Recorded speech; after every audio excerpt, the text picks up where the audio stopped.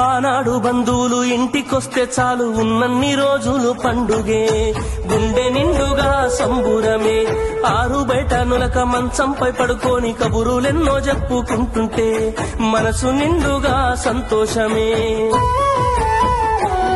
వాళ్ళు తిరిగి ప్రయాణం అవుతుంటే ఇంకో రోజుంటే బాగుండనిపించి ఎక్కే బస్సు వచ్చి వెళ్ళిపోయేదాకా చెప్పులు దాచిన జ్ఞాపకమే. బరువైన గుండెతో బాధపడేది కన్నీళ్లతోనే సాగనంపేది, బరువైన గుండెతో బాధపడేది కన్నీళ్లతోనే సాగనంపేది. ఆనాటి ప్రేమలు ఏమాయరో, బంధాలు బంధుత్వమెటువాయరా. డబ్బు బంధాలే మిగిలేనురో, మనుషులే దూరమయ్యేనురా.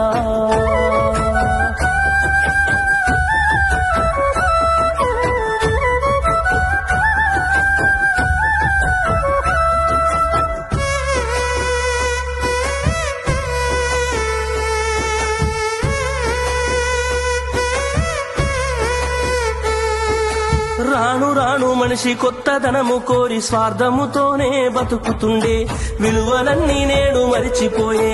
అయిన వాళ్లతో అనుబంధమంటే మొక్కుబడులుగా మారిపోయే, రక్త సంబంధాల ఉనికి మంట గలిసే.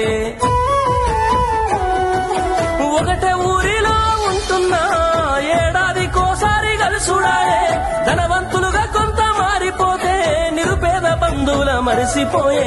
డబ్బున్న వాళ్లకు ఒక తీరు మర్యాద, నిరుపేద బంధువులకింకొక మర్యాద. డబ్బున్న వాళ్లకు ఒక తీరు మర్యాద, నిరుపేద బంధువులకింకొక మర్యాద. ఆనాటి ప్రేమలు ఏమాయరో, బంధాలు బంధుత్వమెటువాయరా. ఆనాటి ప్రేమలు ఏమాయరో, బంధాలు బంధుత్వమెటువాయరా.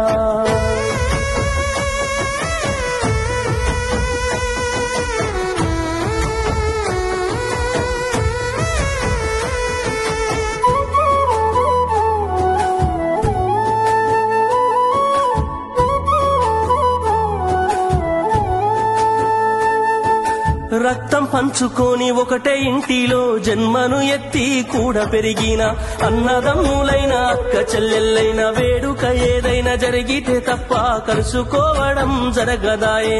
మనసారా మాట్లాడుకోరాయే. భోజనాలకు గంట ముందు వచ్చి పని ఏదో ఉందన్న సాకుతోటి మొక్కువడిగా భోజనం అయిన వెంటనే ఉంటామంటూ వెళ్లిపోవుడాయే.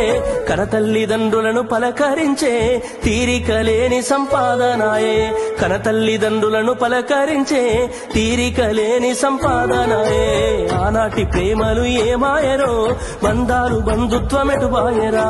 డబ్బు బంధాలే మిగిలేనురో, మనుషులే దూరమయ్యేనురా.